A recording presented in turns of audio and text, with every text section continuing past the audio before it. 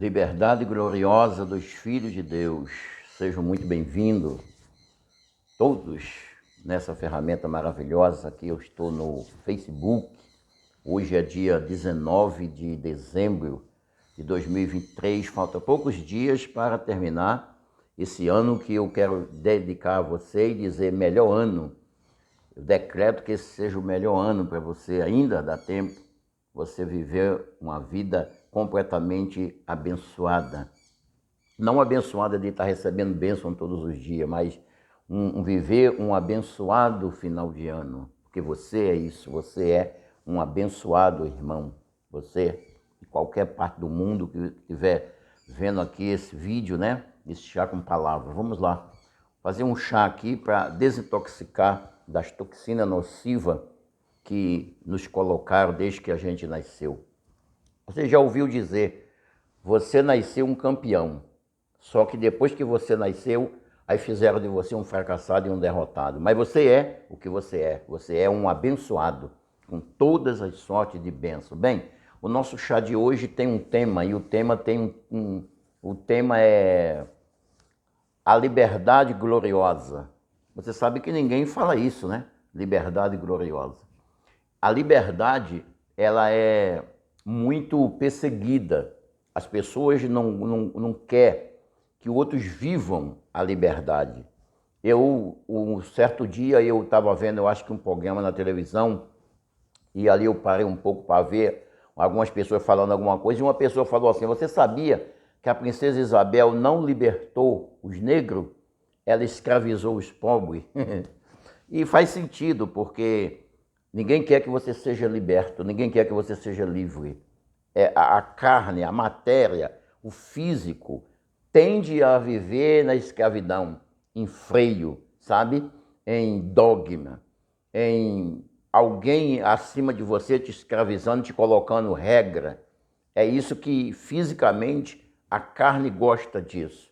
Mas você não é carne, você é um ser divino, você é um ser de luz, você é um Deus vivendo em vaso de barro. E quem diz isso não é eu não, quem diz isso é o Criador, é o Papai do céu, ele te chama de Deus. Então vamos lá. Então a liberdade é muito perseguida. Você sabe, no Brasil tem uma certa, diz que é um país de liberdade, mas você sabe que não é tão bem assim, né? A liberdade de expressão, ela é muito perseguida. E se falar de liberdade financeira, então, é muito difícil no Brasil se ter liberdade financeira. Por quê? Porque é um país, é um mundo de escravidão. Mas o apóstolo Paulo, ele que é o arquiteto fundador do novo pacto, chamado graça, que tem um evangelho que educa as pessoas. O evangelho não é nada de regra, o evangelho é educacional. Educa você viver esse novo pacto. Somente ele falou em liberdade. Pedro, Tiago e João nunca falou em liberdade, porque Pedro, Tiago e João eram discípulos de Jesus de Nazaré, que viveu a lei, cumpriu a lei, sim. Mas ele não podia falar em liberdade, porque a lei é contra a liberdade. A lei escravizava as pessoas, entende? Então Pedro, Tiago e João não podiam falar de liberdade. Só Paulo falou de liberdade. E a gente encontra isso em Romanos capítulo 8, versículo 21. Mas depois a gente pode ver, mas a gente não vai olhar isso aqui agora. Vamos ler aqui Gálatas, vamos buscar Gálatas. Gálatas capítulo 4, 2, versículo 4. Gálatas 2, 4, diz assim. E esta questão foi levantada apenas por causa de alguns falsos irmãos. Presta bem atenção o que está escrito no Evangelho, que o apóstolo Paulo escreveu o Evangelho e colocou aqui. Essa questão foi levantada apenas por causa de alguns falsos irmãos que se introduziram em nosso meio para nos espiar e nos tirar a liberdade que temos em Cristo Jesus. E sua intenção era nos levar para a escravidão. Olha, só Paulo falou de liberdade, porque Pedro, Tiago e João, ele não poderia falar, ele nem sabia, ele nem conhecia essa liberdade. A liberdade que um dia Cristo falou, Jesus de Nazaré disse, falou, citou em João capítulo 8, versículo 32, por aí assim, que ele diz, e conhecereis a verdade.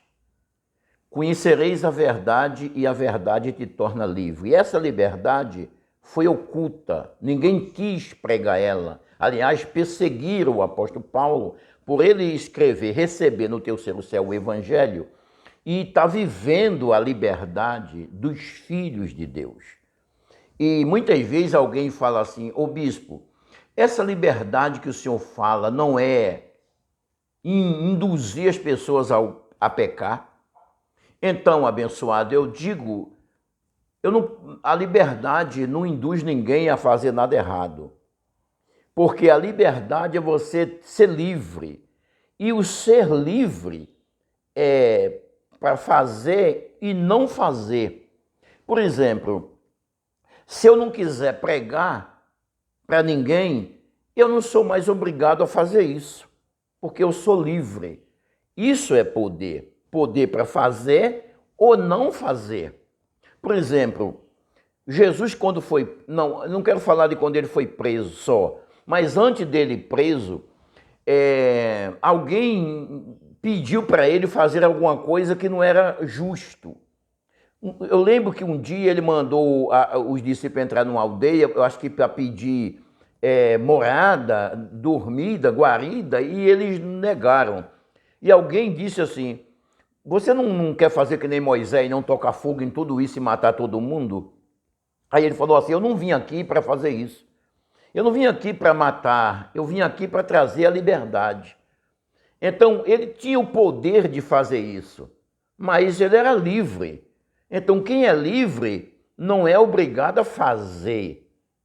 É para fazer ou não fazer. Isso é o poder da liberdade. Ele poderia fazer isso ou não? Sim. Ele disse até, se não me falha a memória, a Herodes, quando incitou, perguntou: tu não sabe que eu tenho poder para te prender e te soltar? E ele falou assim: olha, tu acha que eu não poderia pedir ao meu pai e ele enviaria uma legião de anjo e acabaria com tudo isso aqui? Eu tenho poder para fazer, mas eu não quero fazer, porque eu sou livre. Isso é poder, para fazer ou não fazer. E não se tornar culpado, não ser culpado, não carrega culpa. Porque do lado de lá, do lado espiritual, abençoado, não existe culpa. Lá não tem culpa. Lá você não vai ser culpado de absolutamente nada. Culpa é aqui no mundo de carne. Nós nunca dizemos mais que você tem culpa. O ser humano tem responsabilidade. Culpa, não. Entende isso? Agora, isso é poder para fazer ou não fazer. Então, por exemplo, eu sei que fazer algum tipo... Por exemplo, vamos falar aqui de uma coisa que no sistema religioso, talvez de qualquer natureza, mas mais evangélico, é um pecado horrível, beber. Beber é pecado, lá. Né? Beber é pecado. Aí alguém pode me dizer: e beber não é pecado? Bem, eu te pergunto, Adão pecou ou não? Pecou, não pecou? Pecou. Eu pergunto a você, ele bebeu? Então, abençoado, beber não é pecado, certo? Agora, então o senhor bebe? Não, porque eu sou livre. Eu sou livre. Eu até um dia conversando com um jovem aqui, tem uma música aqui no Nordeste que diz assim, eu não sei se essa música toca em todo lugar do Brasil ou não, mas agora até esqueci. É um tipo de não sei se é um reggae, diz assim, se eu quiser beber, eu bebo, se eu quiser fumar, eu fumo, ninguém tem nada com isso, a minha liberdade está aí. Então, eu conversando com um jovem e falando de liberdade, me lembrou essa música. E eu falei assim: olha, se você quiser fazer isso, você faz. E ninguém tem nada com isso, porque aí está a sua liberdade. Mas a liberdade não é só para fazer. A liberdade é para fazer e não fazer. Você é livre. Porque se você quiser olhar para a liberdade só para você fazer, então você não é livre. Então você é escravo. Certo? Então você é escravo. Concorda comigo? A liberdade está aí. Se eu quiser beber, a música dizendo, se eu quiser beber, eu bebo, mas também se eu quiser não beber, eu não bebo. Por quê? Porque eu sou livre. Aí está a minha liberdade. E Paulo diz assim, olha o que ele diz assim, esta questão foi levantada não foi por nada, foi por causa de alguns falsos irmãos. Falsos irmãos. E quem ele chamava de falsos irmãos? Os de Pedro, Tiago e João. Pedro, Tiago e João eram falsos. Falsos irmãos. E por que ele considerava como irmão? Porque eles criam na ressurreição de Cristo. Então, se eles acreditavam na ressurreição de Cristo, então ele era digno de ser chamado de discípulo, de apóstolo e de irmão. Só que era falso. Porque eles viviam uma falsidade. Entende isso? Eles viviam uma falsidade. Você quer ver aqui a falsidade de Pedro? Eu li Gálatas 4. Vamos ler o mesmo 2, eu acho que no versículo 11, a partir do 11 aqui. O 11, eu acho que é o 11.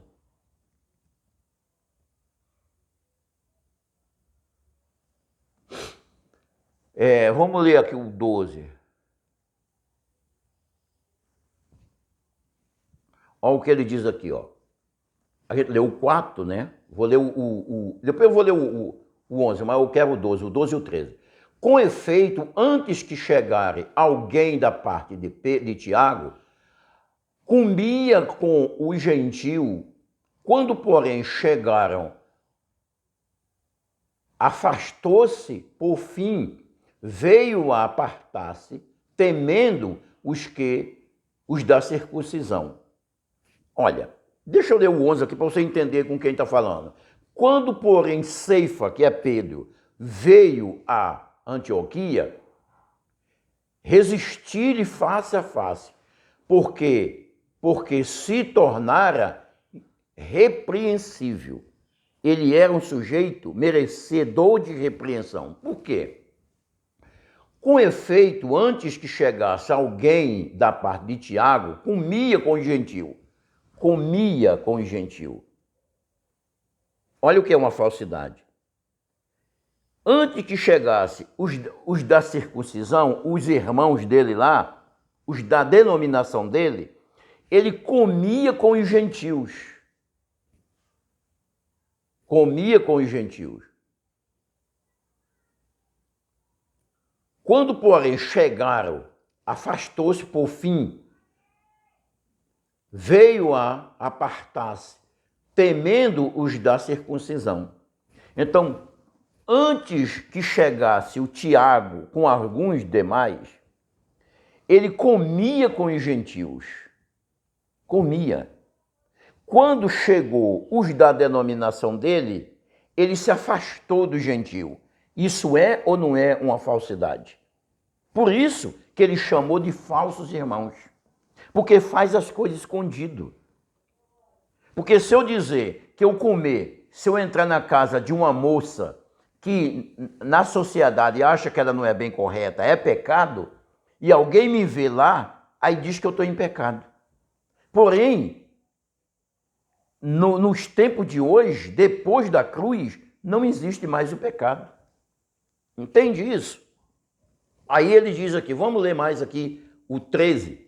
Também os demais judeus dissimularam com ele, a ponto de o próprio Barnabé ter se deixado levar pela sua dissimulação, ou pela dissimulação deles. Quando, porém, vi que não procediam corretamente segundo a verdade do Evangelho, disse a Ceifa, que é Pedro, eu disse a Pedro na presença de todos, se, sendo tu judeu, vives como gentio e não como judeu, por que obrigas o judeu a viver como gentio? Aí ele diz lá no 14, né, lá no 4, essa questão foi levantada por causa de alguns falsos irmãos. E ele estava chamando de quem falso? Pedro, o apóstolo Pedro. Porque eles se filtraram no nosso meio para espiar a nossa liberdade que temos em Cristo, a fim de nos trazer ou nos conduzir de volta para a escravidão da lei. Entende isso, abençoado? Então, por isso que o tema hoje é liberdade gloriosa dos filhos de Deus. A liberdade gloriosa. Certo dia eu fui aqui num lugar e eu entrei no ônibus e na frente tinha uma cadeira, aquela cadeirinha da frente, né, que é para pessoas preferenciais. Como eu já sou preferencial, eu já completei 70 anos, então aquela cadeirinha estava desocupada e eu fiquei naquela cadeirinha sentado. Tinha um grande congestionamento e o motorista ele era evangélico. Aí ele falou, sabe o que é isso, irmão? Isso é muito carro, né? É muito carro. Não, isso é Jesus que está voltando. Ora, se a gente está indo e Jesus está voltando, então a gente vai cruzar com ele, sim? Concorda comigo? Aí eu falei assim, então a gente vai cruzar com ele. Então quando a gente chegar perto, o senhor me apresenta ele, que eu quero ver ele. Ele falou assim, você não crê não? Eu falei, eu estou falando de acordo com o que o senhor disse. Olha, se a gente está indo e Jesus está voltando, então a gente vai cruzar com ele. Se você não acredita que Jesus vai voltar, ele disse, não acredito. Porque isso não é verdade. Tudo que vocês verem é motivo para dizer que Jesus está voltando. Mas o que é que falta para ele já ter voltado? Eu te pergunto, que amor é esse? É assim que o senhor ama seu filho? O senhor poder livrá-lo de um negócio e o senhor deixar ele se ferrar? Que amor é esse então? Me responde que amor é esse. Porque se o senhor pode tirar seu filho de uma situação e o senhor deixa ele permanecer aí nessa situação se ferrando, e o senhor diz que ama, eu te pergunto, que amor é esse? Se Jesus te ama e deixa você viver numa situação dessa que está hoje aqui e não vem buscar vocês, que nem vocês dizem que ele vai voltar para buscar, que amor você pode dizer que ele tem a você? Porém, eu te asseguro com a maior certeza absoluta, não de minha própria natureza, mas do que diz a palavra, que Jesus não vai voltar. E por que ele não vai voltar? Porque ele já fez isso. Ele já fez isso. Aliás, ele nunca disse a ninguém que ia voltar para buscar a igreja. Ele nunca falou isso para ninguém. Isso não está escrito em lugar nenhum. Eu vou voltar para buscar minha igreja. Isso não está escrito em lugar nenhum. O que ele disse foi que voltaria para buscar os discípulos, aquela equipe de discípulos dele, os 12. E ele já fez isso, abençoado. As escrituras mostram que ele já fez isso. Ele já fez isso. Por isso eu te asseguro, ele não vai voltar. Isso não é Jesus que está voltando, isso é carro demais e as ruas ficam estreitas de tanto carro e não cabe os carros, faz congestionamento. Isso não é Jesus que está voltando. Essa quintura enorme é os homens que poluíram demais o universo e o planeta não aguenta mais a chamada efeito estufa e está esquentando demais. Isso não é Jesus que está voltando. Essas chuvadas, essas trovoadas, essas tempestades é por conta desse efeito estufa. Não é Jesus que está voltando. Entende isso? Aí ele diz aqui, os falsos irmãos querem tirar a nossa liberdade que nós temos em Cristo para nos levar para a escravidão. Entende? Irmãos, isso não pode, irmão. Você não pode usar bermuda, meu irmão. Se Jesus voltar, você fica. Aí vai levar para a escravidão da lei. Mas você que é livre, você que já teve os seus olhos do entendimento despertado, você que sabe o que é a graça, o novo pacto, você sabe quem você é e você é livre. Você não vive com medo do inferno, do diabo, não sei de quem, e tanto, porque você é livre. Porque se eu dizer a um religioso evangélico, principalmente evangélico, né, que eu fiquei lá 32 anos, que o diabo está morto, como que o diabo está morto? A Bíblia diz que está. A Bíblia diz que está. A Bíblia diz isso? Claro que diz. Aí alguém, se fosse religioso, dizia, na minha Bíblia diz isso. Na Bíblia do mundo todo diz isso. Isso é uma questão religiosa. Na minha Bíblia diz isso. Quer dizer, só diz isso na dele. Isso é um falso irmão. Não é porque ele é mau, não é porque ele é ruim, é porque ele é um falso irmão, porque ele vive uma falsidade. Todas as Bíblias dizem isso, ó. 2,14 de Gálatas. 2,14. É o Evangelho que diz isso, tá? Quem diz isso é o Evangelho. 2,14. 2,14. Visto, pois, que os filhos têm participação comum de carne e sangue, deste também ele igualmente participou, para que pela sua morte, pela sua morte,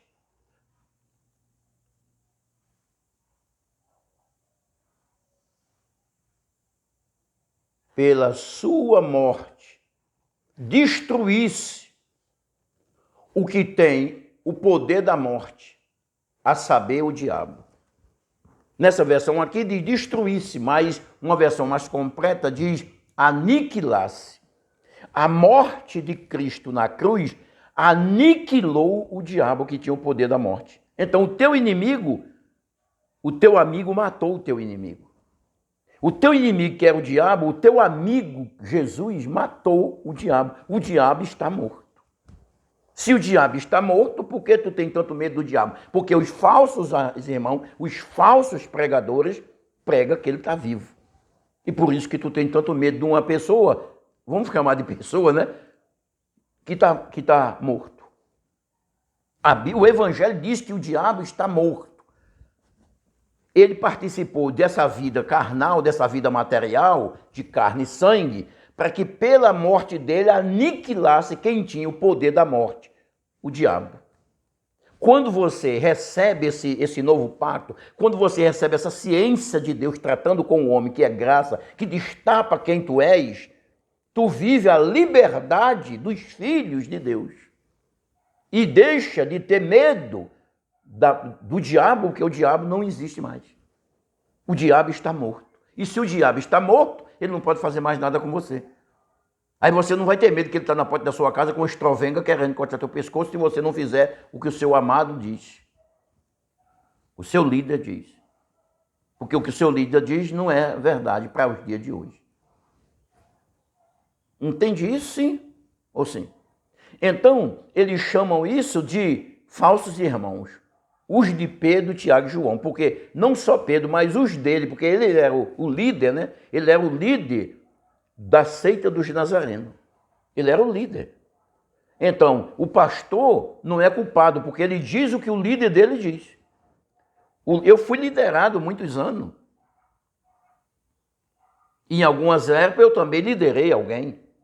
E quando eu liderava, os meus liderados procedia de modo que eu dizia a eles. E o tempo que eu fui liderado, eu fazia o que o meu líder dizia, porque a reunião de pastores, né? Aí tem um líder pregando para os pastores. Irmãos, isso é assim, assim, assim, ok? Ok. Ninguém vai desobedecer o líder. Então, os de Pedro não desobedeciam a Pedro, que era o líder. E Pedro era um dissimulado, Pedro era um falso. Ele comia, vamos dizer, com os pecadores, né? Que é assim que diz. Você entrou na casa de uma pecadora. Entende? E os liderados dele não estavam nem malucos para desobedecer ele. Então fazia o que ele era dissimulado com ele. Então, os judeus dissimulavam de maneira tão miserável, eu posso dizer isso com todas as letras, que até os que estavam em graça, que não estava tão firme ainda, tão firmado ainda, se deixava levar pela dissimulação, pela mentira desses falsos irmãos. Irmãos, você precisa aceitar Jesus para você morar no céu. E como você já ouviu isso desde pequeno, você acredita nessa mentira. Você acredita nessa mentira.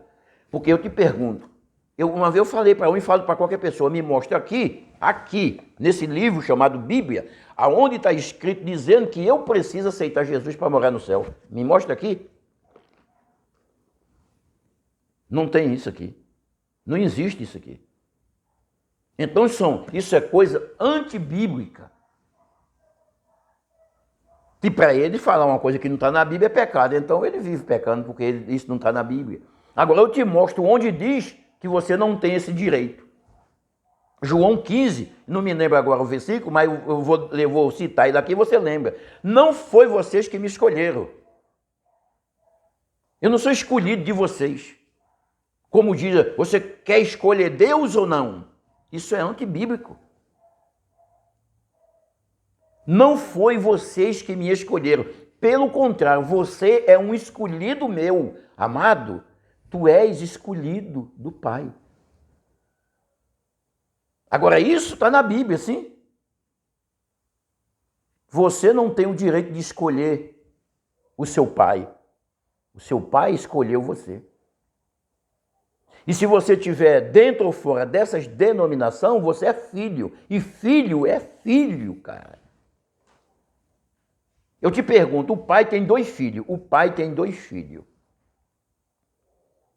E um filho não tem nada melhor do que você ver a Lucas capítulo 15, eu acho que está em Lucas 15, né? O filho pródigo. Um filho santinho, todo certinho, e o outro bagunceiro pra caramba, né? Para não dizer outra coisa aqui. Né? Chegou ali e ficou, né? Chamado de ovelha negra, né? Pegou a herança antes do pai morrer e foi pro cabaré, isso mesmo, pro cabaré, com as prostitutas, com as meretrizes, né? Aqui no Nordeste fala assim, com as raparigas. Gastou tudo que tinha, ficou na miséria, foi comer de porco. Mas quando ele voltou para casa, aí ele levou uma surra, né? E antes dele chegar em casa, tinha um pastor ungindo ele, não tinha? Quando ele chegou em casa, tinha uma festa abençoada. Quando tu voltar para casa, lá tem uma festa. Eu não digo que tem festa, porque lá não tem festa. Mas quando tu voltar para casa, será uma festa. Se tu estiver dentro ou fora dessas denominações. Entende isso, abençoado? Porque a liberdade, ela é combatida, porque eles querem você escravo. Entende?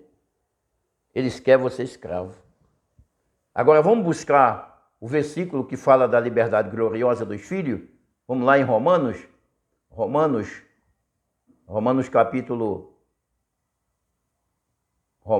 deixa eu ver aqui. Romanos capítulo 8, é 8.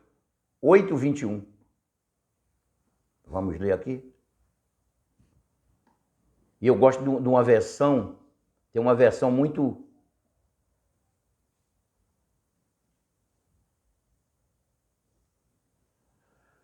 Tem uma versão muito...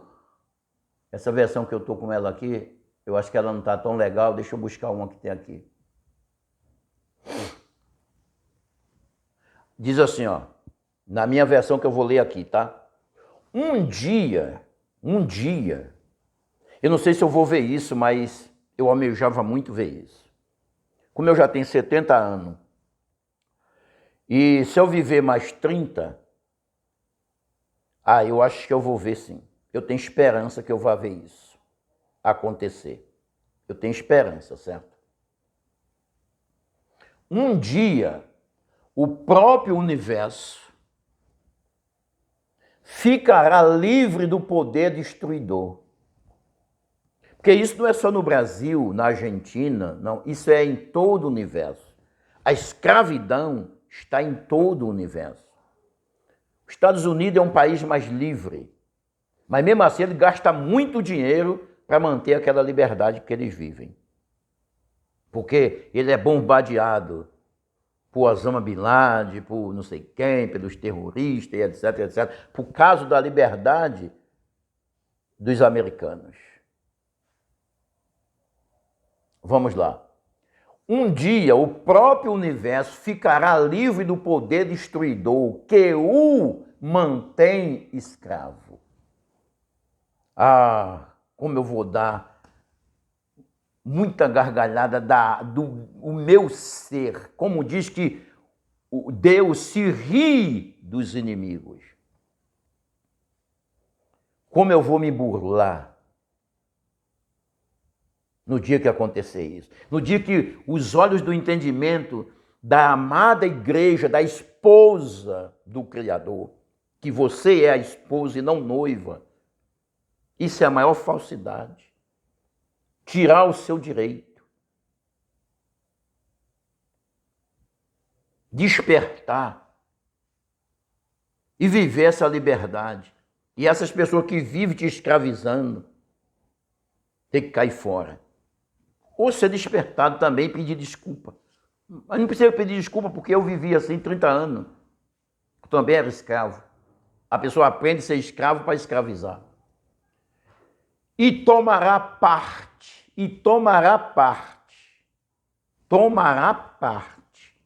na liberdade gloriosa dos filhos de Deus.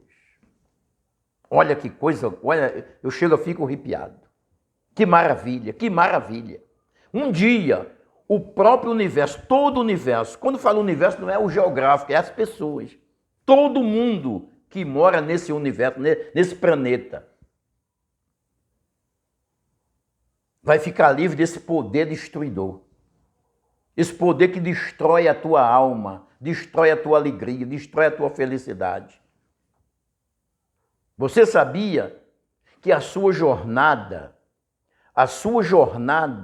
ela é gloriosa e você tem direito de ser curado e ser feliz. Isso é um direito que você tem, abençoado. Você tem esse direito de cura e de felicidade. Porque o Pai já fez isso contigo. O Pai já fez isso. Ele não vai fazer, ele já fez. E um dia o universo ficará livre desse poder destruidor e tomará, que tem ele escravo, e toma parte na liberdade gloriosa dos filhos de Deus. Pedro nunca falou isso, Tiago nunca falou isso, João nunca falou em liberdade gloriosa, porque eles nunca tiveram nenhuma vivência com Cristo. Eles tiveram uma vivência muito importante com Jesus de Nazaré, mas com Cristo eles nunca tiveram vivência nenhuma. Por isso que eles nunca entenderam o que é a liberdade dos filhos de Deus. Eles sabiam que era a escravidão da lei de Moisés, mas não a liberdade dos filhos de Deus, do novo pacto, da nova aliança. Mas um dia, todo o universo vai tomar parte nessa liberdade gloriosa dos filhos de Deus.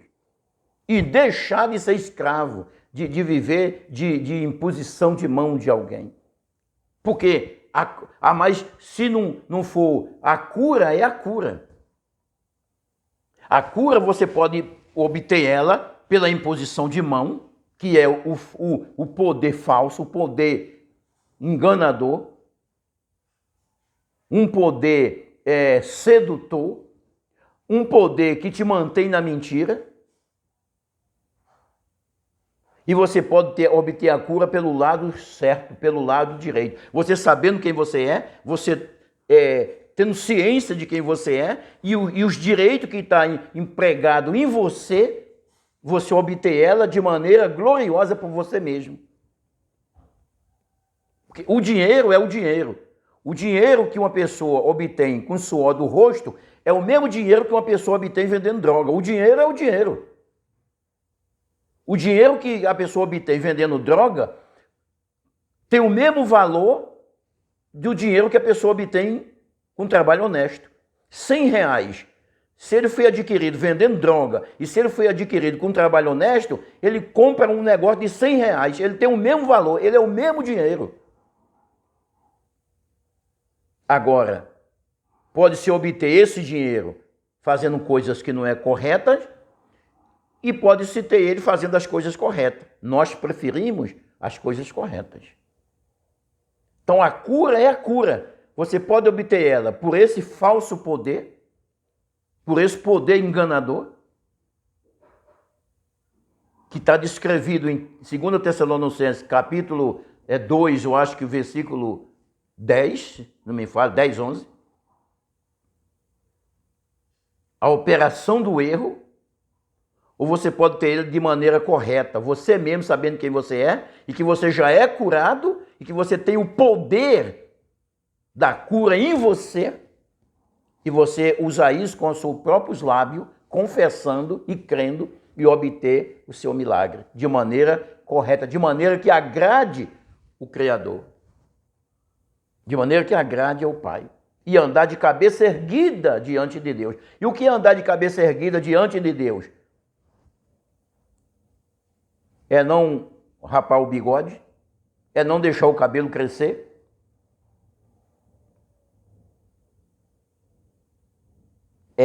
Sei lá, é não fumar um cigarro? E o senhor incentiva as pessoas a fumar cigarro? Claro que não, abençoado, porque se tu fumar cigarro, sabe quem é que diz para tu não fumar? O teu pulmão, vai desgraçar teu pulmão.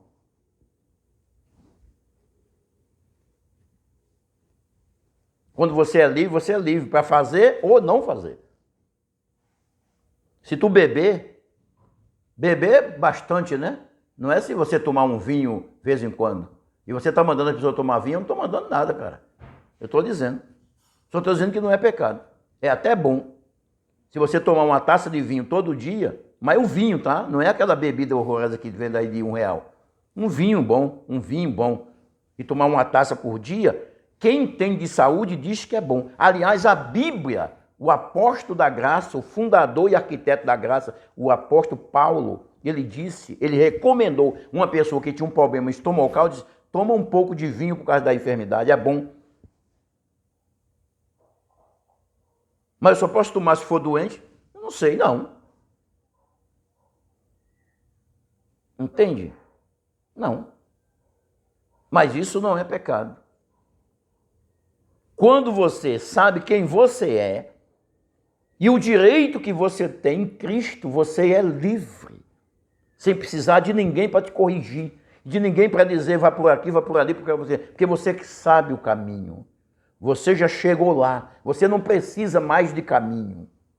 Um dia eu disse para um abençoado, Jesus não é mais o caminho. Tá doido, rapaz? Como não? Ele mesmo disse, eu sou o caminho. Sim, ele disse. Ele disse para os judeus, não disse para você. Mas como assim não disse para mim? Claro, nada que Jesus de Nazaré falou foi para ti. Foi para o judeu, para o discípulo dele, para o povo dele, na lei. Entende? Uma vez ele disse, crê em Deus, crê em mim também. Por quê? Porque eu sou Deus. Mas ele não podia falar isso muito abertamente, né?